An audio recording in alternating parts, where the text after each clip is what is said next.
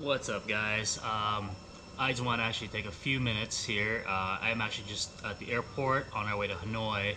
I'm about to leave Siem Reap, Cambodia, and I don't normally do this kind of video, but I figured as I was coming in here, a lot of things would have been better if I knew it, and I think it would be very helpful for you guys to also know these things coming if you are going to come to Siem Reap, Cambodia. I don't know the rest of Cambodia, so I'm only going to speak about Siem Reap specifically. So I'm going to give you guys some quick tips as to what I think would be helpful knowing before you come here.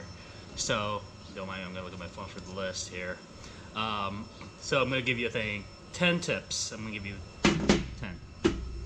And it'll be either written here or somewhere. I don't know. I haven't made a video yet. So first things first is the visa. In order to get into Cambodia, you're going to need a visa. I'm going to post the link below where I got mine. It was very easy. I think it was only $25 for an e-visa. You just apply online, and it's also going to ask you for a photo to upload. And for the photo, to be honest, I just took my phone camera and I just put it behind a white wall and took a picture of myself. That worked. I uploaded it, and that's what the e-visa is going to come with, is that photo of yours. So it wasn't the most spectacular photo, but it worked. So when you finally get the e-visa, or when you do the application, it's actually really easy. It took less than 24 hours for me to get an email back with my e-visa. So that process in itself is super easy. Some of my friends even say just do it a week before you go to Cambodia. I wouldn't want to risk it, so I did it about a month before. So definitely highly recommend doing it much ahead of time and just getting that out of the way so you don't forget. Either way, the e-visa itself is going to come with some instructions in there, which brings me to part 2 of what I'm about to talk about, is the immigration process when you arrive in Cambodia. So when you arrive in Cambodia, or Siem Reap specifically, the airplanes are going to land, and then you're actually going to walk out on the tarmac directly. There's no gates by the actual terminal itself. So you walk out on the tarmac, and they walk you through to one of the buildings, which is through immigration. As soon as you walk in, there's going to be, and I'm going to show you a video here in a second. As soon as you walk in, you either go straight, and you're going to see some tables there to fill out some forms. Those, and then to your right is visas, and to your left is immigration. So when you walk in there, I believe, because I didn't do this, I already got an e-visa. If you did not get an e-visa, I think, and I don't know if it's true or not, you can just get your visa at immigration then when you walk in to the right. Now, if you already have an e-visa, you don't have to worry about that. You go to the left of immigration. However, before you do that, and I know this because it took me 3 times to get through immigration, is they're gonna say you need a specific form, your arrival and departure form. Your e-visa instructions say that, but there's no form for you to actually fill out on the e-visa. So what you have to do is, if you're looking towards immigration, to your left, there is a small table, and there's just one guy with pretty much a pamphlet. It's like this small, and that's basically 2 forms in there. It's a flip book, very small flip book. On the left side is your arrival form, and then the right side is your departure form. You fill out both. It's pretty much the same information, and then you give it to immigration along with your e-visa and your passport. So once you actually get that done, they're gonna take the arrival form, and then they are gonna staple the departure card to your passport. Anyway, so that was number 2. Number 3 is, and this is very helpful, is the currency. So my friend told me, who's been here before, just bring US dollars, you don't need to convert. And I was a bit skeptical at first, but it's true. When you come here, don't bother exchanging currencies, especially not at the airport, because the exchange rates there are terrible. Don't bother.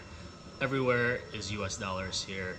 I paid US dollars. I don't even remember. I've never even used any of their local currency here. Everything was in US dollars. I didn't even get to use my credit card. Only the one time for a ticket to Angkor Wat, but otherwise it's all cash here, and it's all US dollars. Sometimes they may give you change in local currency if they don't have like 50 cents or anything below $1, which is fine. If you want to keep the current local currencies for souvenir, it's nice. The other thing with currency is I highly recommend, and it's gonna sound sketch going to the bank, is bring a lot of singles with you. When I went to the bank, I think I got $50 worth of singles. It helped me because when you go to the markets, all the food is really just like $2, $3. It's really cheap here. A beer is like 50 cents. So it's really hard, I think, if you just come with massive currencies. If you are gonna have, larger currencies than $1, nothing bigger than a 20, I'd say, because I don't think they're just gonna have change for it otherwise. Number 4 is tuk-tuk drivers or tuk-tuk drivers. I didn't really actually know how to pronounce it. I personally got my friend who recommended somebody to me who she had as her tuk-tuk driver when she was here. I'm gonna post his link below. He has a Facebook link, and that saved me a ton, I think, because it was somebody that was referred to me. I already trusted the guy, and it was very nice. I'm putting his link below. His name is P. Bach. He was very knowledgeable. His English is pretty good, and he just took us everywhere. As far as cost, typically it varies. I've never actually gone on the streets and just got a random tuk-tuk driver. I've just been using the same guy pretty much the whole time I was here. And basically, right from the airport, I just messaged them on WhatsApp. His phone number is on his Facebook link. Basically, he picked us up from the airport, $5 from the airport to the main downtown area. If you want to book him for a whole day, it was actually about $20.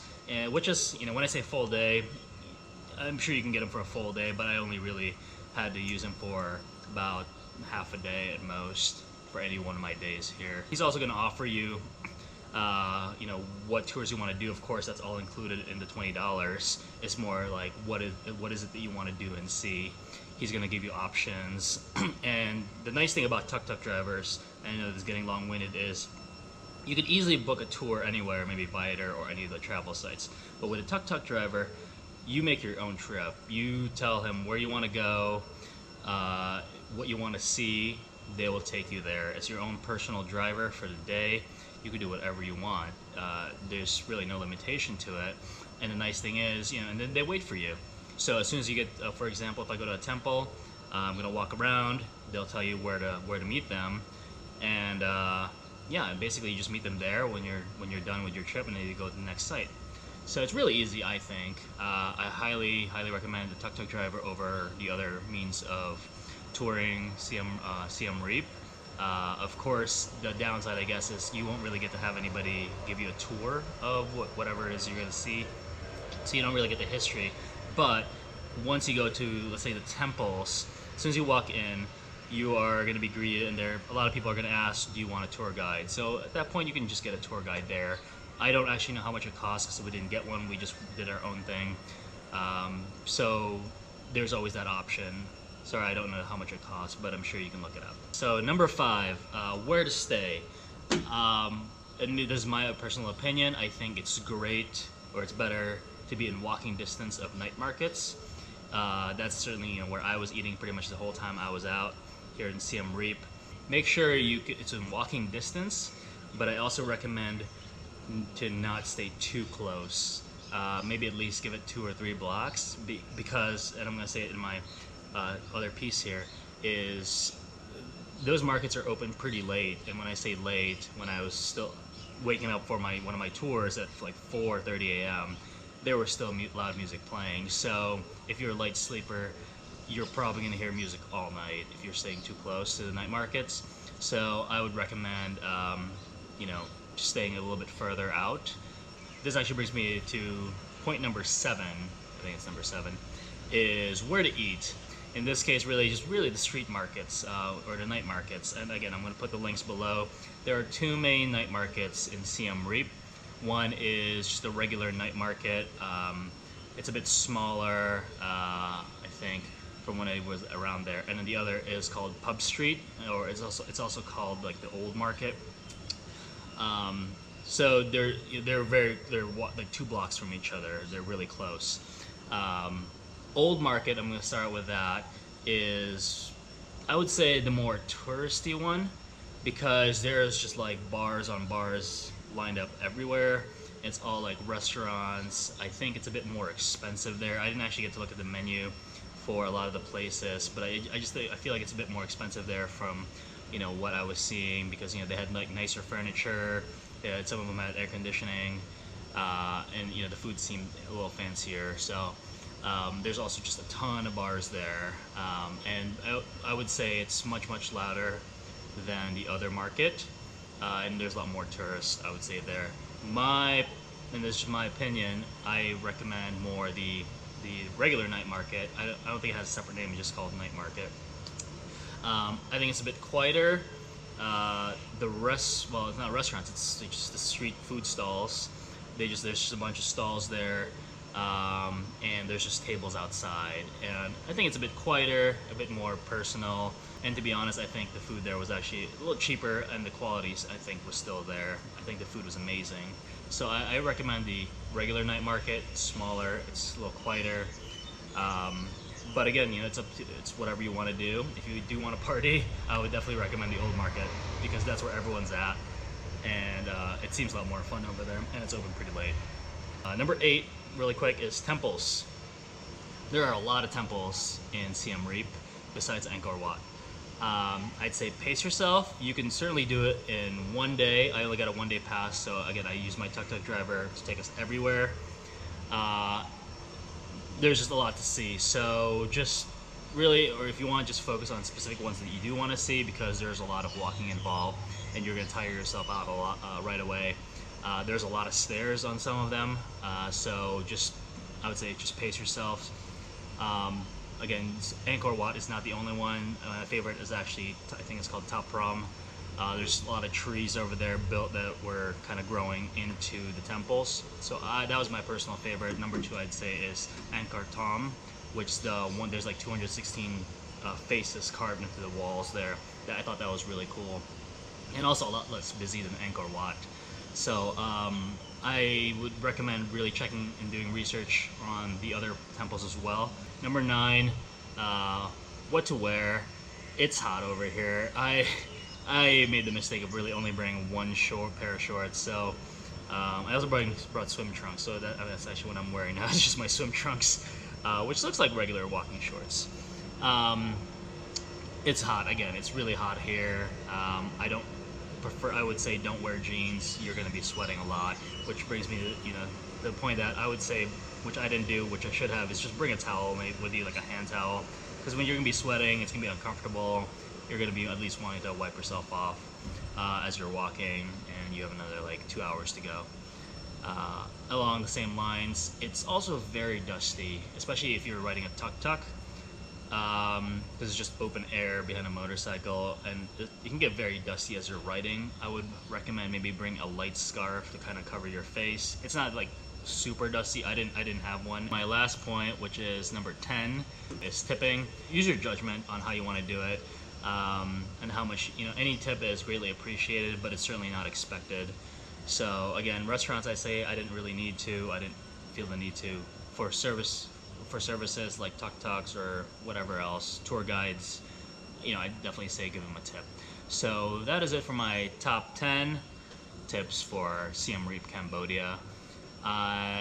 You know, again, I'm going to post everything right below here, and hopefully it helps you, because next time I come to Siem Reap, at least, or even Cambodia in general, I know I'm certainly going to be you know, following all these guidelines that I just put out there. So hope this helps you if you are going there. If not, I highly recommend checking it out. It's an awesome country. This Siem Reap was amazing. I'm going to be posting a lot of other videos about my trip here, so be on the lookout for that if it's not already out. So besides that, hopefully this helps you, and hope to see you in the next country.